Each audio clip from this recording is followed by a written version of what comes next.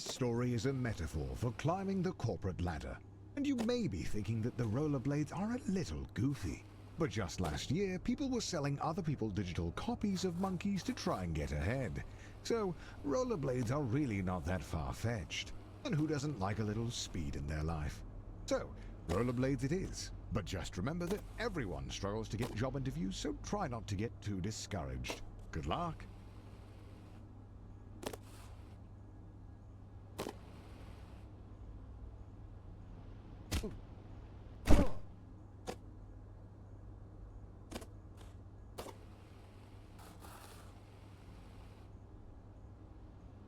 Hey, welcome to your first job interview. I know it can be a little nerve-wracking, but just relax and do your best. You're sure to get the job. Congratulations, you've completed the interview process. Unfortunately, the company needs you to do a take-home interview. I see a note here that says, "Sorry for making you jump through all these hoops." Oh, yeah. So the company just needs one more interview. The note here says, "Last one, we promise." And to ignore the hoops on fire. That's just a technical bug in their hiring system. There it is, the offer letter. You grab the letter and read it out loud. We regret to inform you that the role has been filled.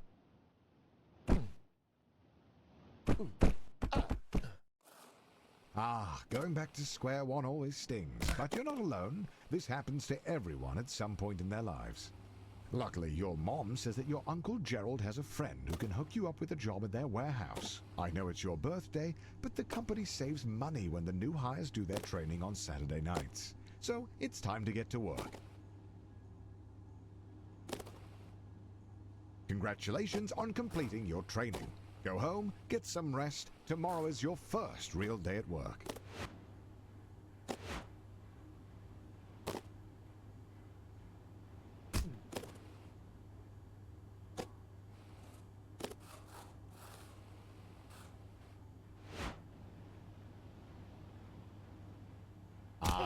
So, rumor has it that corporate spent all of their money on fighting Ted's injury lawsuit. So they've thrown you a pizza party instead, which, according to your boss, is arguably better. But don't worry, a manager's position has opened up, and that comes with a pay raise.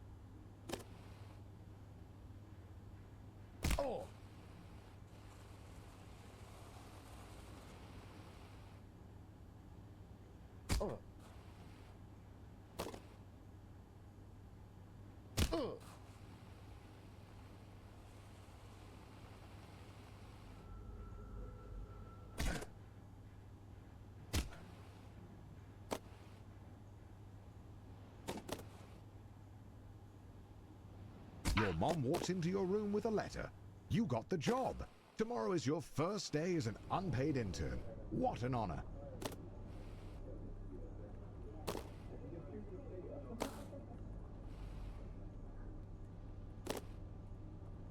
Some would be discouraged knowing they only got the job because their obsession with rollerblades makes them the ideal candidate for grabbing coffee. But you're a little discouraged as well.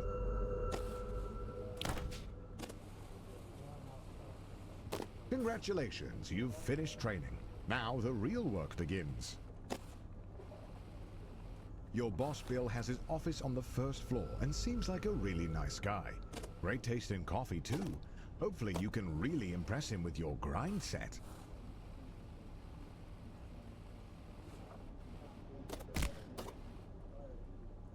At the all-hands meeting, your boss Bill announces that you've been chosen for the in-house interview, which, according to him, is just a bunch of softball questions since it's really more of a formality than anything.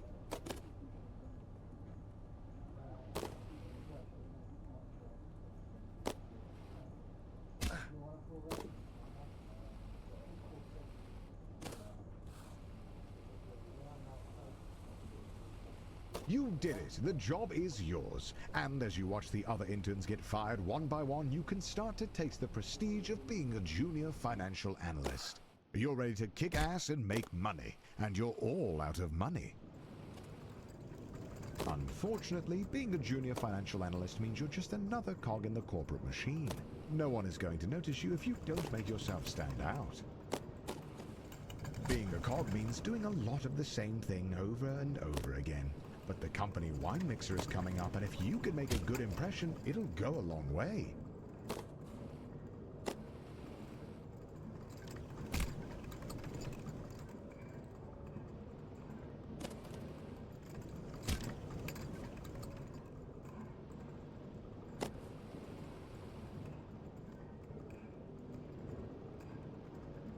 After spinning your wheels for a year, you finally get invited to the company mixer.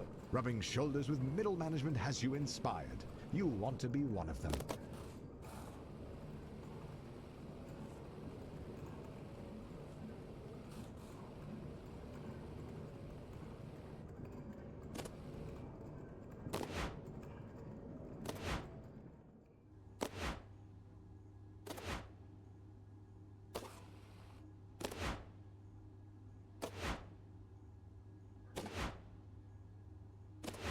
Finally, the company opens up a single middle management position.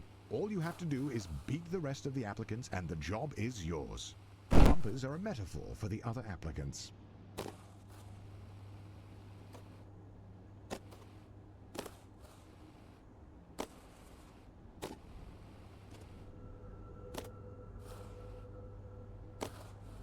The second round of interviews cuts out 90% of the applicants. The herd has been thinned out, and you're still standing strong. Wait, somehow Ted is in the running? When did he get a job here? It doesn't matter. Just stay focused and get that job. After months of grueling interviews, corporate dinners, endless schmoozing, you find a letter on your desk. One of the two positions is yours. They created another position for Ted. His uncle is a VP. The prestige of middle management. You're assigned a team of juniors, a huge pay raise, and your own office with a view. Not that office. Don't be ridiculous. Oh, and by the way, if your team's earnings drop to the bottom 30%, you'll be fired. Welcome to middle management. No one really knows what you do here, and in fact, no one really knows how to get promoted. Progressing at this stage of your career feels like a confusing maze with no clear path forward.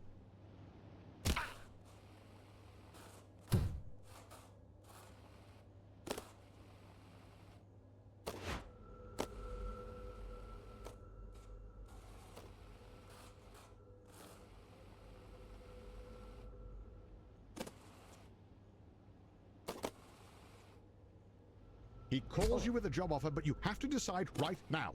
Ah!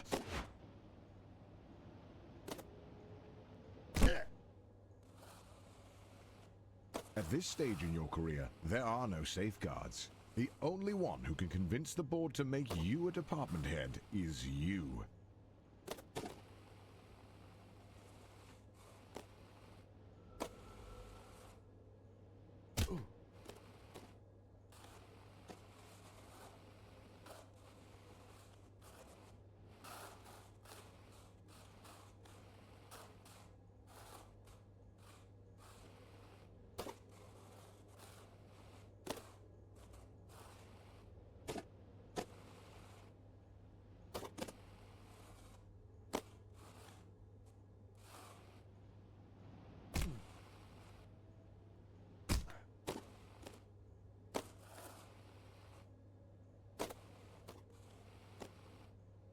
You are desperate to become a department head and decide to take on the Deutler portfolio. If you pull it off, you'll secure 2 votes from the board. If you don't, you'll be fired.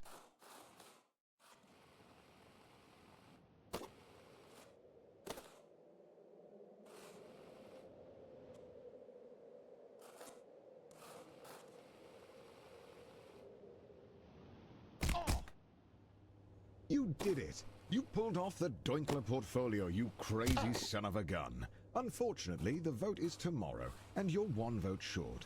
Looks like it's better luck next time. You're still convinced that being a full-time YouTuber is for absolute degenerates. But he was such a class act that it was enough to sway the vote. You are the new department head.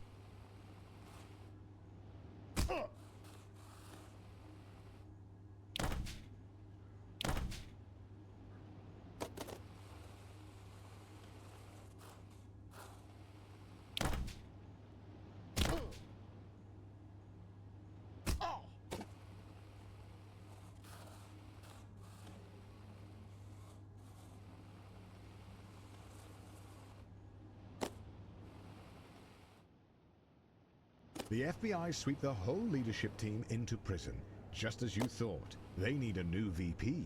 And as the first candidate to apply without a criminal record, you're instantly chosen.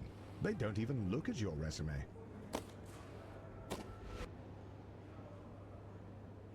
Being a VP at a large company puts you in the top 0.01%. But it's not enough. The goal is and has always been to be CEO. You have no idea how, but all you know is that you need to keep grinding.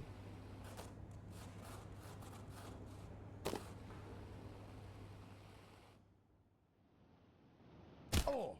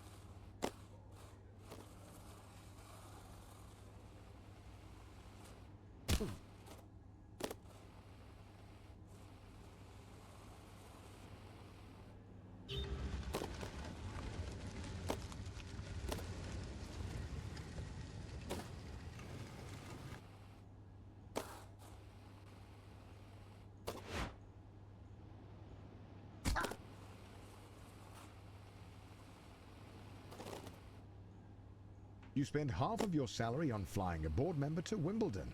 They don't even like tennis, but they like being schmoozed. And you like how that helps your chances at being CEO.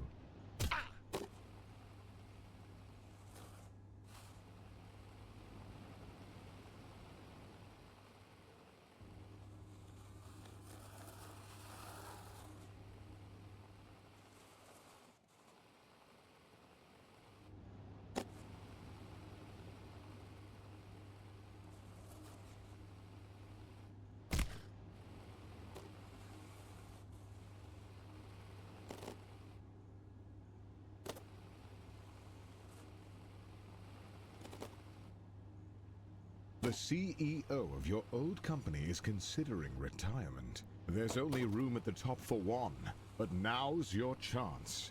You got this.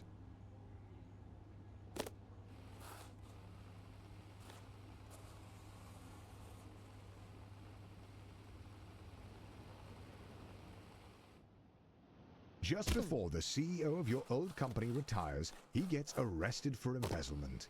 But you've been schmoozing the board of directors for years, taking on hard portfolios, buying dinners at the country club, and turning a blind eye to embezzlement.